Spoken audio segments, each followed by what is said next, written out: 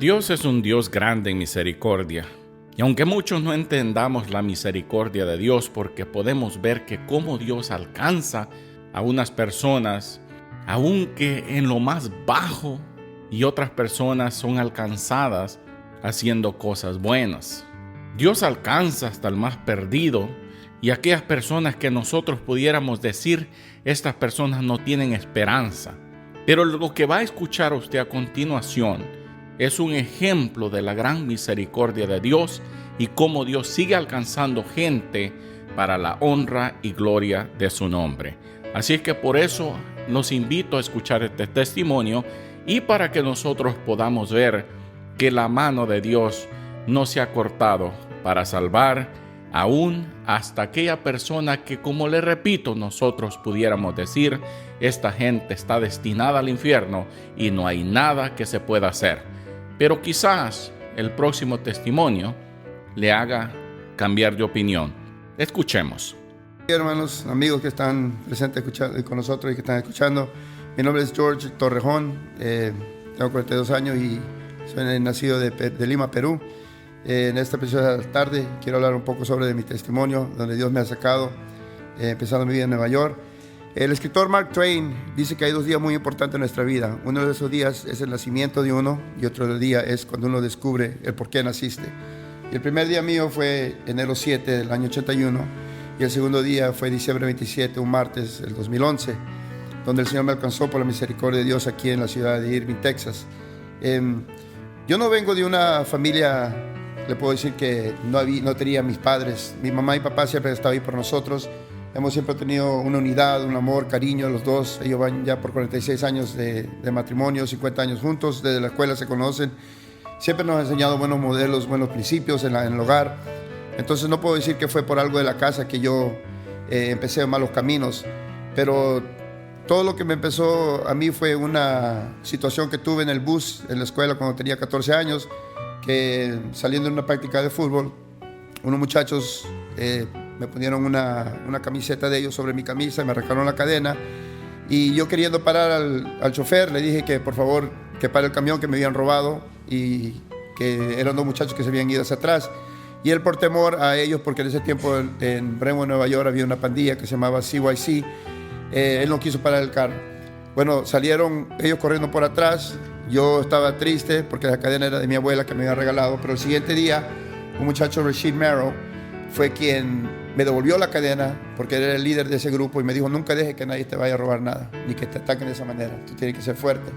Bueno, ese muchacho fue que me comenzó a enseñar a mí cómo vender drogas, que me dio mi primera arma y comencé a caminar pasos que no eran agradables delante de Dios. Obviamente mis padres no sabían eso, pero yo por el respeto, que ya no quería que me vuelva a pasar esa clase de cosas, fue que comencé a seguirlo a él, queriendo ese poder. En mi mente era como un poder de la calle que ellos recibían y el temor de los demás, y no quería pasar por esa misma situación. Entonces comencé a vivir una vida no agradable delante del Señor y, como dije, escondida de mis padres, comenzando a vender marihuana, y a veces le daba a mis hermanos también para que pongan a venderse en la secundaria. Ellos tenían 4 años menos que yo, ellos tenían 11 años, 10 años. Y cuando yo vine a los caminos del Señor, yo me culpé mucho de eso, de mis hermanos, porque ellos se hicieron adictos a esa clase de droga. Y me hice yo el deber de que cuando yo vine al Señor, dije: ahora me voy a poner, así como yo le introducí esas cosas malas a ellos, ahora quiero introducirles a Cristo, enseñarle ahora que hay algo mucho más, no solo en la salvación, pero ese amor verdadero o ese vacío que uno tiene y cosas que no agradan a Dios. Pero me hice yo esa meta de llegar a los dos mis hermanos, y gracias a Dios que uno de ellos, Alan, sí sirve ahora en el Señor, ya tiene 8 años en el Evangelio, y Steven, estamos ahorita orando por él. Pero para seguir de parte de mi historia creciendo, a los 16 años comencé a trabajar como mesero en un restaurante italiano que se llamaba Woodbury Country Club en Jericho, Nueva York. Y en ese tiempo de mesero también me ponían a veces a servir los tragos a los clientes que venían, y comencé a probarlos. Me gustaron, me gustó mucho el alcohol en ese tiempo. Entonces lo que hacía yo, me robaba las botellas del restaurante y lo llevaba a la escuela. Tenía recién 16 años y más que todo el vodka, como era claro, lo ponía en las botellas de agua y lo repartía entre los amigos, y nos poníamos a tomar en las mañanas. Muchas veces tuvo que llegar la ambulancia a la escuela para llevarlos de emergencia, porque algunos se vivían a sobredosis sobre el alcohol. Me puse, ¿qué puedo decir? Que es como una adicción. Me gustaba lo que sentía en ese momento. Pero eso también me causó muchos problemas porque, imagínate, tenía 16 años. Antes que cumpla 20 años ya había agarrado 3 DWIs, 3 veces que me llevaron preso la policía por manejar y estar bajo la influencia del alcohol. Eso me llevó a hacer muchas cosas terribles, muchos robos, destruyendo lugares donde vendían carros, problemas en discotecas, problemas en casas. Esa es la dirección que te lleva el alcohol, porque uno ya no está enfocado bien en lo que está haciendo, en todos sus sentidos. Entonces me hice adicto al alcohol por un tiempo, y cuando tenía 20 años llegó un tiempo que comencé a vomitar sangre. Y cuando fui al doctor, el doctor me hizo un examen y me chequeó mi hígado y me dijo: tienes un hígado de como un anciano de 65 años. Si no paras de tomar ahorita, te vas a morir. Entonces, toda la decisión. Tuve que parar de tomar el alcohol. Paré casi un año. Después de un año cumplí los 21 y comencé a tomar, pero no ya puro el alcohol, sino que comencé a mixearlo. Después de eso, en ese restaurante conocí a mi manager, Vinny Gallo. Me hice buen amigo de él. Vinny Gallo en ese tiempo ya tenía yo 18 años, 19 años. Me gustó la clase de vida de ellos porque comencé a aprender algo más que es de la mafia italiana. Vinny Gallo en ese tiempo no tenía un hijo, solo tenía una hija, y me llevaba él a organizaciones a diferentes lugares. Me gustaba la manera de vestir de ellos, me gustaba el respeto que tenían ellos. Era algo mucho más en la tierra, aquí en el mundo, poderoso de lo que viví, lo que aprendí yo de las pandillas más pequeñas. Y tuve una ocasión, un tiempo, que conocí a John Gotti, que era uno de los jefes de la mafia italiana en ese tiempo en Nueva York, y quería yo ser parte de la organización. No me dejaron porque como no era de sangre italiana no podía. El único que podía sí participar es de ser como lo que sí se dicen sicarios, los que van y matan a la gente por $35,000 que te daban.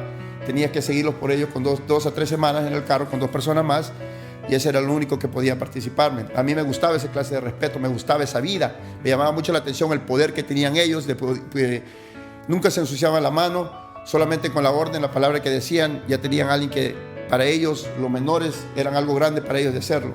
Entonces comencé a tratar de vivir esa vida, tuve ciertas conexiones con ellos, me presentaban a diferentes lados, y como él decía que era yo su hijo, agarraba ese respeto de otra gente más. La manera de vestir siempre con mi saco, y me regalaron un anillo que siempre usan en el dedo izquierdo, en el último dedo, enseñando de autoridad.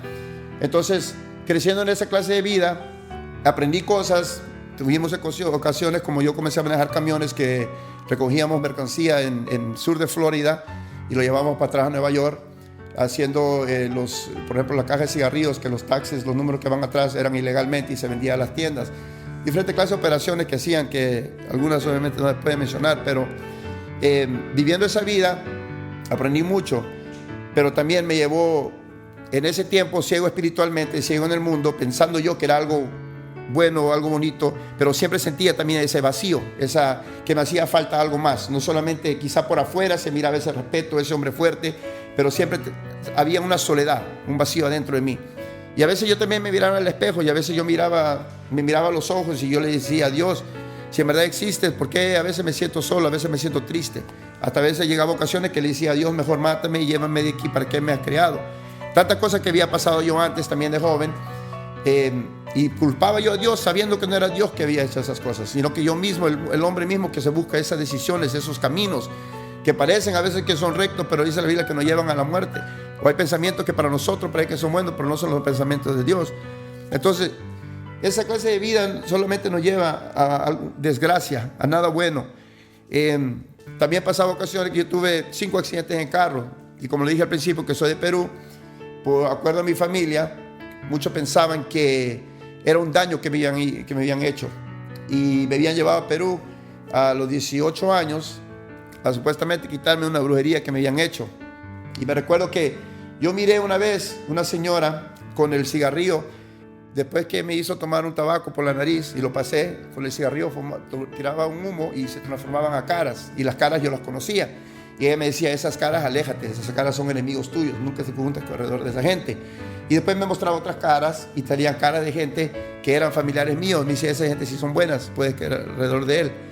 Pero después, cerca hacia el final de eso, lo que estaban haciendo, ella llamó a su el que estaba trabajando con ella. Dice que ella miró 2 serpientes en el piso y mi pantalón de abajo se estaban levantando, pero atrás de mí vi una luz blanca.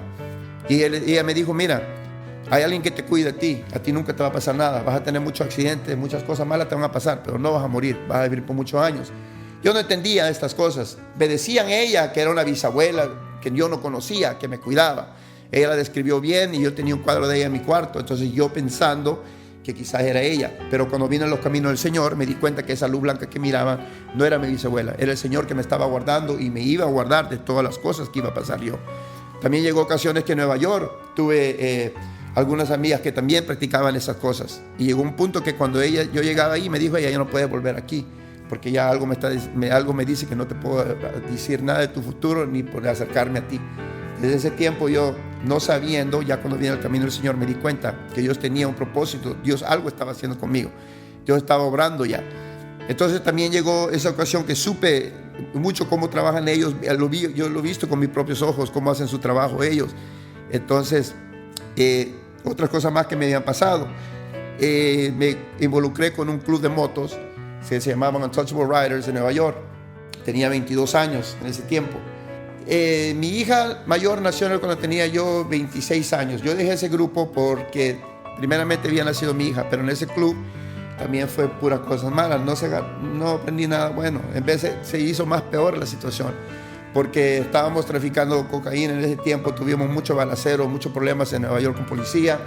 Hasta encontré policías y jueces que se le pagaba con mercancía, con cocaína, para tratar de sacarnos de caso a nosotros. Nos invitaban a fiestas de ellos y yo no sabía que estaban la corrupción entre la policía misma en Nueva York, así que cuando llegábamos los mismos jueces y la policía estaban atrás de las cortinas ellos haciendo su droga.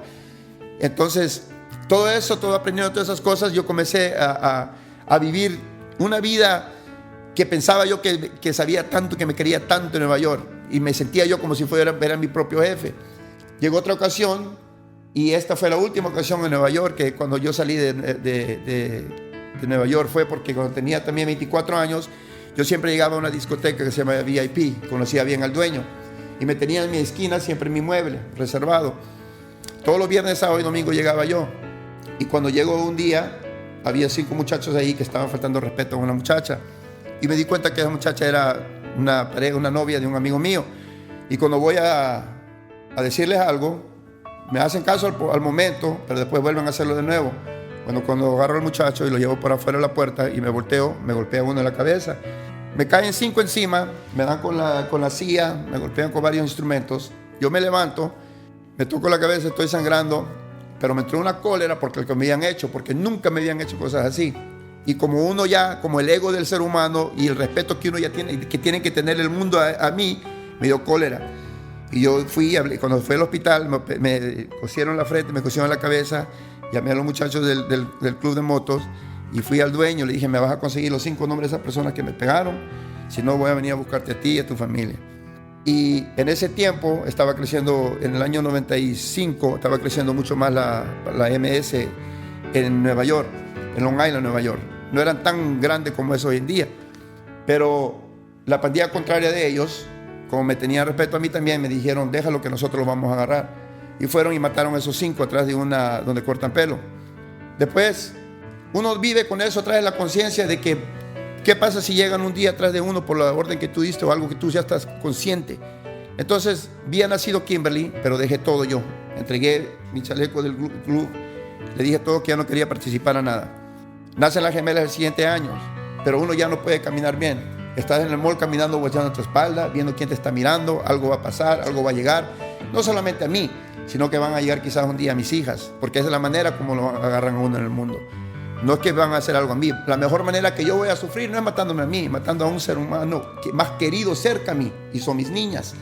Entonces yo le dije en ese tiempo a mi esposa Xiomara, vámonos de Nueva York y vamos a un lugar que nadie me conoce, quiero comenzar una vida nueva.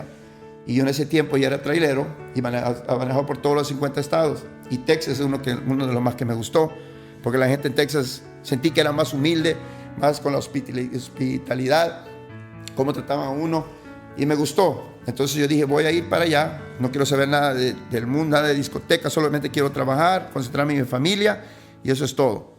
Vengo para Texas comencé a trabajar para J.B. Hunt, y en ese tiempo, el año 2010, que estoy trabajando aquí con ellos, estoy descargando un tráiler y me fracturó la espalda en 3 partes y el nervio ciático, y me quedé de costado, no podía levantarme, no podía pararme recto. Entonces mi mamá había venido de Nueva York a visitarme. Yo no sabía absolutamente nada de la iglesia cristiana y nada en verdad solamente había escuchado de Dios, había escuchado de la mamá de Dios, María. Vengo de una familia que dicen son católicos, pero en verdad nunca iba a la iglesia, no sabía absolutamente nada. Pero mi mamá venía a veces a visitarme y se ponía ahí a rezar ella por mí. Entonces llegó un momento que ella fue al supermercado Fiesta y un pastor le dio un tratado. Ese tratado ella lo recibió, lo llevó a mi cuarto y estaba ahí en la cómoda. Y me recuerdo que diciembre 27 de 2011 yo estaba mirando ese tratado. Yo no sabía ya más qué hacer porque te pasó casi un mes que no trabajé con esa espalda dañada. Yo era el único que trabajaba, tenía las 3 niñas, Xiomara no trabajaba, no sabía cómo iba a pagar los biles, no sabía qué iba a hacer con mis gastos. Me sentía la presión ya. A partir que estaba enfermo no podía hacer absolutamente nada, no sabía qué hacer. Miro ese tratado y le dije a ella, vamos a la iglesia, quiero conocer qué es esta iglesia cristiana. Y ella me dice, no siento el llamado de volver todavía. Yo no entendía exacto lo que me quería decir con el llamado. Yo le dije, ¿quién te va a llamar a ti? ¿Acaso Dios te va a decir, ven? Pero yo le dije, bueno, yo me voy. Así todo mal con la espalda, voy hacia la iglesia y me gocé. Era algo completamente diferente. Sentía una presencia hermosa, algo tan bonito, una paz, una tranquilidad, y los coros, los cánticos, todo era diferente a lo que había yo experimentado antes en la iglesia católica. Y me recuerdo que cuando el pastor hizo la llamada, dijo, si alguien quiere aceptar a Cristo, pase hacia el frente del altar. Amado hermano, amigo que está escuchando, yo sentí que algo me levantó y fui flotando hacia el frente y caí de rodillas hacia el frente del altar. Y cuando caí de frente al altar y estaba arrodillado, todo lo que yo había hecho en Nueva York, todo se me vino a la mente, pero se iba yendo borrando, como se iba quitando. Y yo lloraba y decía, Señor, ahí estabas tú. Ahí tú nunca me dejaste. 5 accidentes en carros, 2 accidentes en motos. Me olvidé que también casi me meten 15 años en la preso por un caso que no hice en la escuela. 2 veces que me iban a tirar un balazo de la pistola aquí en la cabeza y no disparó.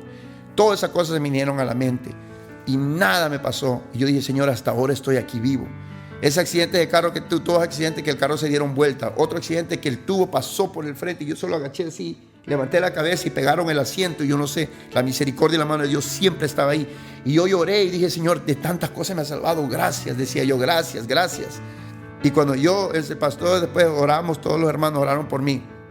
Me recuerdo que voy a la casa, me levanto el siguiente día, me miro en el espejo, me lavo la cara y me veo que estoy ahora parado recto. Y a mí me iban a hacer una operación en enero. Y yo me miro en el espejo y me comienzo a mover de izquierda para la derecha, para atrás. Yo dije, ¿qué es esto? Ya me puedo parar recto. Y voy a levantar a Xiomara, digo, mírame cómo estoy. Y ella no estaba todavía media dormida. Entonces me dice, ok. Yo llamo al doctor y le digo, mire, yo necesito que me firme estos papeles porque tengo que trabajar. No tengo absolutamente ningún centavo, ya no sé cómo pagar. Y él me dice, pero tenemos que operarte en enero. Le dije, no, estoy bien, mire. Y él me dijo, ¿qué hiciste? Yo no sabía qué decirle en ese momento. Pero hoy en día yo sé que Cristo fue quien me sanó. Cristo fue quien estaba ahí.